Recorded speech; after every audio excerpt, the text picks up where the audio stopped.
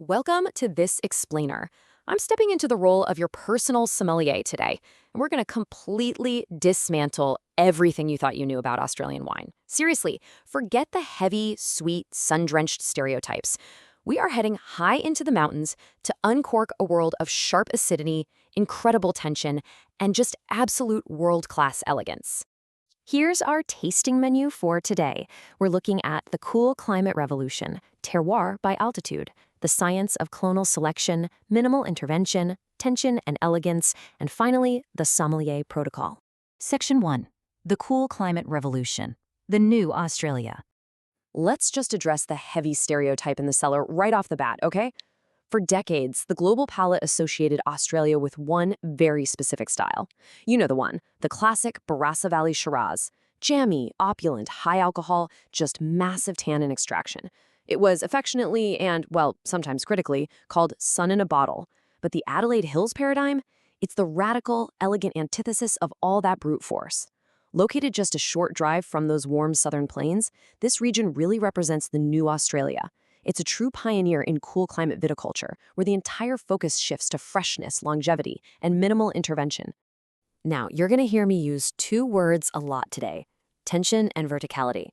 When we sommeliers talk about tension, we mean wines that literally feel alive, almost electric on the palate. Instead of sitting heavily and broadly on your tongue like some thick syrup, wines with verticality drive straight down the center. They're defined by this laser-focused structural acidity and a mouth-watering finish that just lingers beautifully, without ever weighing you down. Section 2. Terroir by altitude, the engine of freshness. So how exactly does Adelaide Hills achieve this ethereal freshness when it's located in such a hot country?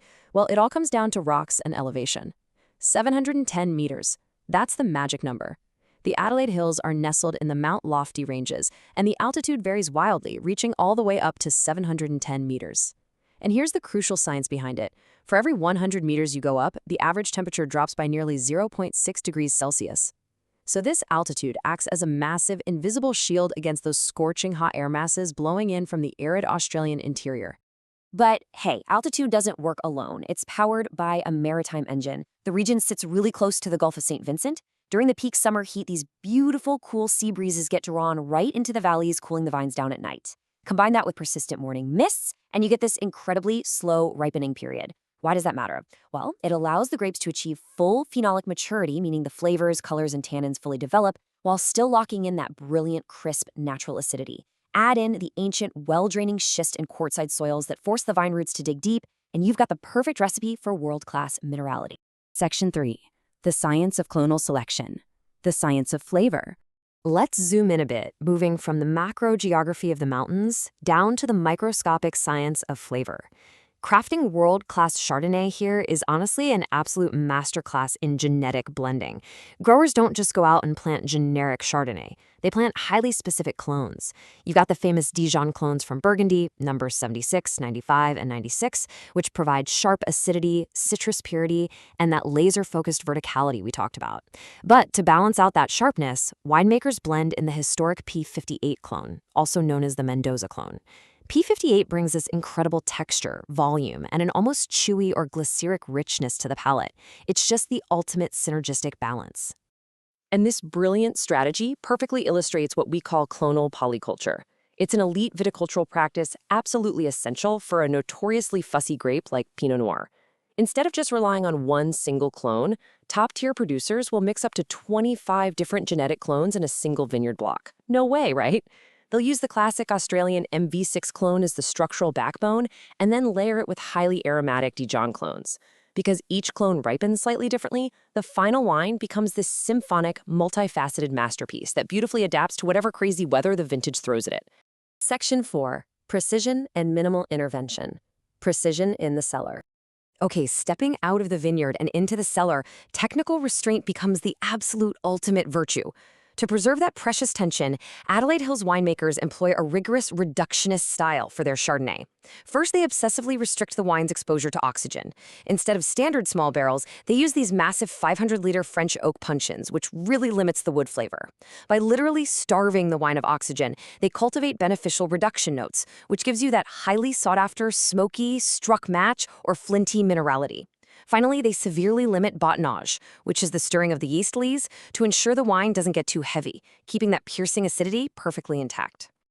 Now, for the Pinot Noir, the secret weapon is whole bunch fermentation. Rather than de-stemming the grapes like usual, winemakers leave anywhere from 20 to 100% of the green stems right in the fermentation tank. Why? Well, it completely changes the structure of the wine. It shifts the profile away from just basic primary fruit flavors and introduces highly refined vertical tannins from the stems themselves. And even more importantly, it unlocks these incredible secondary aromas.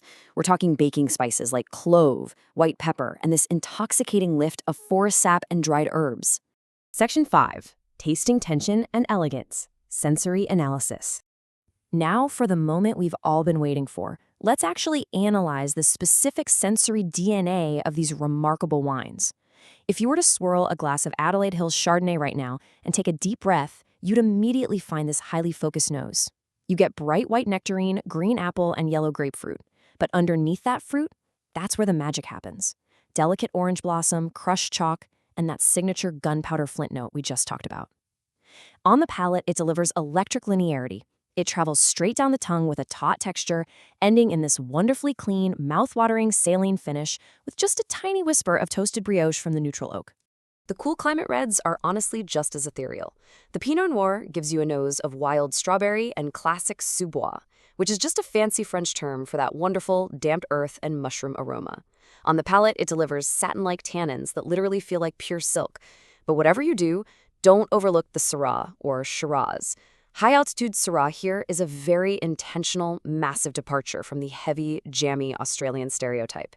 It is medium-bodied, bursting with white pepper, lavender, and violets. It's a gorgeous style that directly rivals the famous elegant wines of the Northern Rhone in France. Section 6. The Sommelier Service Protocol. The Ritual of Altitude. Finally, how do we properly honor all this viticultural artistry at the dinner table? The crucial takeaway here is to think of your glassware as your personal decanter. Seriously, shape matters. For the delicate, ethereal notes of the Pinot Noir, you absolutely need a wide Burgundy balloon glass. That broad bowl allows for maximum oxygenation to really open up those complex, earthy, and floral aromas. Conversely, for the Chardonnay, you want a medium vertical bowl. This narrower shape actively concentrates the nutty mineral tension and that citrus focus, driving the verticality straight up to your nose and onto your palate. You know, temperature is essentially the invisible thread that holds acidity together. If you serve these whites too cold, you're going to freeze out the complex aromas. You want to serve them between 10 and 12 degrees Celsius to maintain the structural tension while still allowing that flinty minerality to shine through. As for the reds, room temperature is almost always way too warm.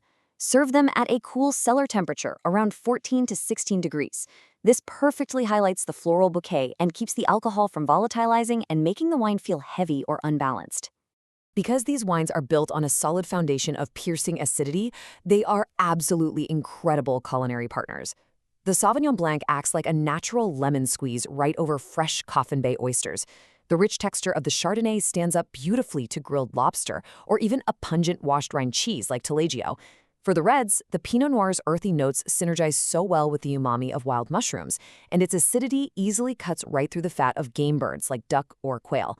Meanwhile, that peppery, elegant Syrah is an absolute dream alongside lean red meats. But as we finish up this tasting, we really need to look to the horizon.